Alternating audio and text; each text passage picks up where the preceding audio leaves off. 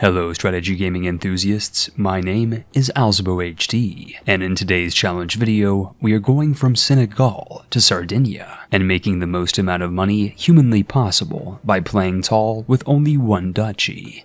Over the course of 8 generations and over 200 years, our Wolofs of Wallstreet will seek to obtain gains of over 100 ducats per month, break the bank with tens of thousands of shillings, and master the art of playing tall in as small of a state as physically possible. This is the experience of the Jolof dynasty and Roogan religion. But before we get started, this video is sponsored by Mech Arena. Mech Arena is a tactical team-based shooter that captures the enjoyment of PC and console gaming on your favorite mobile device. Mech Arena features a large variety of awesome mech fighters who each have their own unique abilities and different playstyles. You can play solo or with a friend, and Mech Arena features a wide variety of game modes and a huge amount of weapons to unlock and customize your mech to fit your own playstyle. This month, Mech Arena players can benefit from special events like Easter and the Golden Week, where you can compete to win prizes and obtain surprises. Mech Arena is completely free to play, and you can support the channel and obtain a free starter pack worth $45 by using my personal link or scanning the QR code on your screen. If you're quick, you can add me to your friends as AlzaboHD, and we can play some matches together. A special thanks to Mech Arena for sponsoring today's video. To start our campaign, we'll play as Count Ndyay of the Jolof dynasty and opt for Iron Man mode. This 21-year-old Wolof warrior already has a 4-year-old daughter as an heir, which means his wife can be traded in for a giantess with a size to match his ambitions. As a deeply devout Roogan, Ndyay prayed for the day that he could unite the Wolof holy sites, and in 867 launched a war for Cayor. In spite of the crocodiles literally eating his face, Ndyay secured this holy space and became a pilgrim of the Roogan religion. As a wise man, our liege brought death to a fan who defecated on his cloak, took a stand for the holy shrine of Wodan, and declared the heathen Sherbros foes of the Roogan realm. By 879, this holy site became Jolof's birthright, and the Duchy of Jolof was soon declared. Ndyay protected his proliferating progeny from political predation and imperial subjugation, and, inspired by a desire to shield his family, embarked on an armed vacation to the Moroccan nation. While crossing the Sahara, our sovereign converted his clan to witchcraft and soon touched down in Tangiers. Resistance would have been futile, but there was no resistance, and in 3 years, Tangiers was at last taken. Ndyay's vibrant court borrowed from their neighbors and established their cultural tradition of industriousness that would later lead to their fortune. And speaking of profit, Ndyay reformed the Roogan religion by mandating that the faithful engage in communion with their newly established temporal leader. In effect, this meant that all Roogans would have to donate to our dynasty, and the spice must flow. But to truly obtain generational wealth, the Wolofs knew that Mediterranean trade was meant to be made, and embarked on a subjugation of the Isle of Sardinia. Our tribal canoes carried us to Cagliari, but this day marked the last for our late liege, and in 910 AD he passed his crown to his daughter heir, the fair maiden Ndyay. This middle-aged monarch was a diligent and brave witch that was hitched to a man without a face, but on the battlefield, Sardinia's king was soon captured in disgrace. It only took Ndyay 1 month to end her father's war, and with the entire island in store, she finally became queen of this shining shore. Sardinia would soon be named Senagalia, and our coat of arms would match our African ancestry. The indigenous Italians were to be erased, their holdings were revoked, and in the space of 2 years, the entire island belonged to our Roogan ruler. The former capital of Cagliari was renamed Jolofia in honor of our dynasty, and became our capital in 912 AD, though our tribal trappings prevented further development. And to make matters worse, our Wolof culture only possessed 5 innovations, and in an effort to obtain feudalism, Ndyay ordered her court to promote cultural acceptance with the subjugated Sardinians. African wars would have to be ignored, as Corsica sought to conquer the shores of Senagalia, but the soldiers of our sovereign slaughtered the Christian crusaders in the mountains of Sicily. In 929, the Wolofian culture among our new crown lands diverged from their Roogan roots and became Senegalian, which espoused an egalitarian ethos and a culturally syncretic tradition. 3 years later, the entire island followed the Roogan religion, and though Ndyay was a reigning legend, nothing could prepare her for an armed confrontation upon the throne of her nation. Our 73-year-old monarch threw gold in the face of this interloper's mace, but alas, the bold babushka was beaten into a bloody pulp. Her 24-year-old nephew, Jojo, and his 7 split personalities would now attempt to rule Senagalia. Alhamdulillah. The newly crowned schizophrenic sovereign of Senagalia was a sight to behold, and outside of rolling in Roogan revenue, encouraged the development of his crown capital. To honor his religion, Jojo's firstborn son and heir was named Joe by the Roogan High Council, but Jojo's unchecked mental illness necessitated trepanning business. A year later, war was in store for the islands of Lothor, and, with war waged upon the continent, marked the first time in history an African tribe had jibed across Europe. Lothar had lost the war, and Mallorca would be handed out to the warriors of the Wolof dynasty. And speaking of the Wolof dynasty, Jojo's heir, Joe, had come of age as a financial wizard. The city of Jogo hosted the newly coronated Roogan Holy Order, and time keeps on slipping into the future. Jojo's pockets full of posies made him more fertile than a cat in heat, and with over 11 children, our saddled sovereign needed Corsica to pay child support. This conquest marked the second island acquisition of Jojo's ambition, and soon it was time to put his children into the mine. This devout display of Roogan reverence led to the consecration of the Wolof dynasty, and, inspired by his capitalist commandments, the Sardinian culture finally accepted their African overlords and came together to form the Sardine-Senegalian hybridized culture. Over 6 technological innovations were unlocked immediately, and thus a new era of feudalism had fallen upon our fiefdom. At long last, buildings could now be built, our court could now afford chairs, and lifelong employment was forged for the children of Corsica. To our east, claims were laid upon Sicily, war was declared, and our Oompa Loompa liege was now obese. Diabetes led to Jojo's untimely death, and many expect his son and heir Joe to grow the realm and bring prosperity to the polity. Joe of the Roogan High Council is many things, and in our campaign, he's a diligent, ambitious, and brave drunk witch who is athletic despite his peg leg. He passes his time by hunting elk meat, growing medicinal herbs, and employing a gardener to roll up his realm's development.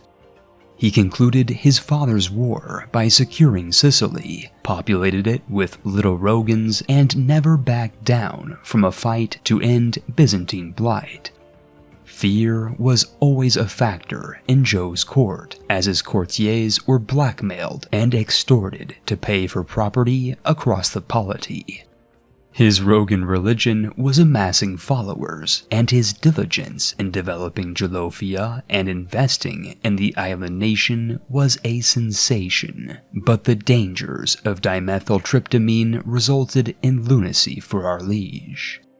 This bad trip soon led to a fall, and at the age of 69, Joe passed his bloodline to a daughter better suited for a shrine.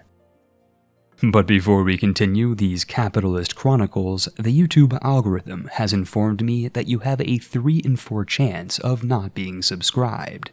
It doesn't cost ducats to hit that red bucket, and it's time to get back to the video. The fiefdom had at last passed to Fatim and Flava Flav, and Senegalian secession meant a financial recession in the form of lost land.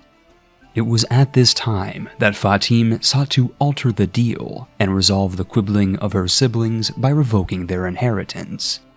Her second order of business was to develop the royal reserves, which would prove pivotal in growing the development of her entire duchy. A surprise war for Sicily meant that victory would ensure profit to flow freely, but the forced reunification of her island nation was met with civil war damnation. Over 2 years of conflict and war was waged across the Mediterranean, but at long last Prince Kumba's seizure led to peace and the subsequent seizure of the lands of his niece. With the realm at last reunited, Fatim's progeny were delighted, and her grandson Sanmoon became a masterful merchant. In an effort to expand her access to more markets, our monarch declared war on Italy in 1016, and victory after victory ensured the growth of her privatized military. But our alcoholic autarch had a few too many and drank herself to death, passing on her throne to her grandson, the teenaged Senegalian Sanmoon I. This smug and arrogant autarch thought himself superior to the hybrid culture of his cousins, and Sanmoon the Sovereign self-identified as Senegalian. His forces single-handedly captured the King of Italy in the battle for Modena, which ended his mother's war, and he subsequently gave Italy to unlanded Jolof Roogans to populate the peninsula. This previously papist polity was granted to Mahecora, a Jolofian knight who proved pivotal to the peninsula's plight, and his state was thus rebranded in honor of his name. But without alliances, the new kingdom was falling fast, and with radioactive gifts coming into his grasp, Sanmoon's death was signed only a mere 2 years into his reign. At the very least, Sanmoon spread his seed, but his daughter and heir Yalla was a 0-year-old with surprisingly no skills. But just because you're 1 day old and have no skills doesn't mean you can't indulge in Yalla bills, and infant indulgences were soon taken to the treasury. Ghalib Tayi was to oversee our infant's education in capitalist predation, and her hand was given to Prince Sanmoon of Mahecora to unite the Roogan realms. Yalla was a bossy baby who traded commodities by day and learned languages by night. Polish, Arabic, Greek, German, and her native Wolof were learned by the age of 14, and as a fortune builder teen, she was wed to Simbago Sanmoon to unite the Sardine, Senegalian, Mahecoran monarchy. Yalla the Young was a champagne socialist who sought to collectivize the lands of her lineage and develop her domain to obtain financial gain. But some folks are born with silver spoon in hand, and her firstborn son and heir, Wolof, was a fortunate son that would someday inherit the 2 kingdoms. Attempts at reappropriating the land to Our Lady's hand was met with resistance, but her plentiful and profitable progeny kept the serfs on their turf, and by 1041, Senagalia was Jolof once again. Jolofia was now the most developed city in the entire world, and at a development level of 51 provided more GDP than the nations of the HRE. But the ERE wanted the cross of their Christian prophet, and the only profit that was yielded was a bucket of ducats from our occupation of their bankrupt nation. Moving her way southwards, the Tunisian Sultanate was salted and planted with Roogan enthusiasts. Yalla's daughter Yalla II was ceded the kingdom of Yallapola, which she lost 2 years later, and for the first time in history, we've acquired over 10,000 ducats. Yalla II would in time regain her kingdom with her mother's aid, and over the course of several years, large tracts of African land fell into Senegalese hand. The Sardine Senegalian states of Bukhara, Jolof, and Gallipola were restored, but Yalla's ambitions could not surpass her growing mass, though her coin purse was bulging at over 20,000 ducats. The time had come to invest in infrastructure, but Yalla's faculties had finally fallen and couldn't get up. At the ripe age of 69, it was finally time for our monarch to get down with the sickness, and she passed her crown to her son and heir, Wolof I. In 1090 AD, Wolof is hungry like the wolf, and despite inheriting the joint kingdoms of Mahecora and Senagalia, has been left with the table scraps of his siblings. Our King of Kings abandoned this bankrupt and impoverished polity to Yalla II, and then embarked on the process of revoking sibling sovereignty over Senagalia. Somehow, a 100-year-old turtle inherited Tortolia, and Yalla II of Yallopolis inherited the northwest Lugadoro, which meant that war was in store against our family once more. In the space of 3 years, Tunis was taken, our rule was reawakened, and the land rights of low-born elders were forsaken. With the island reclaimed, and in Wolof's fame, ducats were once again the name of our game. And in keeping with the 34th rule of acquisition, our capitalist autarch declared war to account for a triple-digit income, which finally placed our polity at the 99th percentile of GDP, and at last making him the Wolof of Wallstreet. We have finally completed the challenge, have obtained more than 20,000 ducats, and have spent over a dozen hours on this campaign, so it's finally time to review our domain. More than 200 years and 8 generations have passed since we've chronicled the campaign of Count Ndyay and his Jolofian dynasty, and while we are the Wolof of Wallstreet, we're also cursed with a generous coin purse. Our charitable, capitalist country's capital boasts the largest mines in the Mare Nostrum, and at 82 development has more than twice the GDP of anybody. In fact, the Sardine Senegalian crown lands possess more development than anywhere else in the known world, and even our least developed regions are more civilized than Cordoba or Constantinople.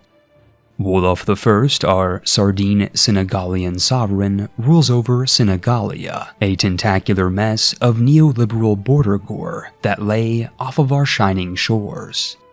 His Wolof dynasty reigns across the Mediterranean, North Africa, Italy, and Senegal, and is composed of the crown lands of Senagalia and the client kingdoms of Bukhara, Jolof, and the moribund Yallapola and Mahecora, while its religion, Jolof Rooganism, has collapsed Catholicism. Our Sardine Senegalian hybrid culture has existed for more than a century and combines Sardinian defense with Wolof's immense and actually useful traditions, with our court maintaining the language and culture of our African ancestors' lineage. In the court of our Crimson King, we have a court grandeur level of 10 and the second highest rated majesty in the world behind the Byzantine Empire. Wolof wields the keys to the Kaaba, Islam's most sacred site, and has personally repossessed the cups of the Carlings. And much like the Carlings, the fabled Jolof dynasty has over 600 living members, are highly flammable, and always pays its debts. This clan consists of 5 independent kings, and counts countless counts and dukes spread across 14 cadet branches. Of course, these branches are better left behind, as a tree this massive destroys the machination of this narration. Outside of our profitable polity, the Saracens of the Saadid Malachite have marauded into France. Norse Estonia is everywhere but Estonia. Lothar lives on as a giant French fiefdom. The Moravian Slovenians soldier on, and the blasphemous Byzantine Empire stretches like a cancer across Christendom. But in keeping with Greek tradition, they're functionally bankrupt, and despite owning half of the known world, still can't match the power of our profitable polity. Jewish Iranian Georgia has left Georgia. A tiny Germany is Ulster, which is of course the Hiberno-Norse homeland of Holstein, and nobody expected the Galician Spanish Inquisition. Honestly, this timeline is absolutely cursed, and if you stare too long into the abyss stares back. Before ending the video, I'd like to thank you for watching this far and supporting the YouTube algorithm. If you'd like to see more strategy gaming content, be sure to tip the like button, subsidize the subscription box, and drop a comment to let YouTube know that you're a map-staring pro. This video was made in partnership with Mech-Arena, and if you'd like to learn more, I invite you to check out the link in the description box below. But if you have buckets of ducats and want to show more support, consider donating to our Patreon, or donating basic attention tokens to AlzaboHD through the Brave browser. It's time now to consume the credits.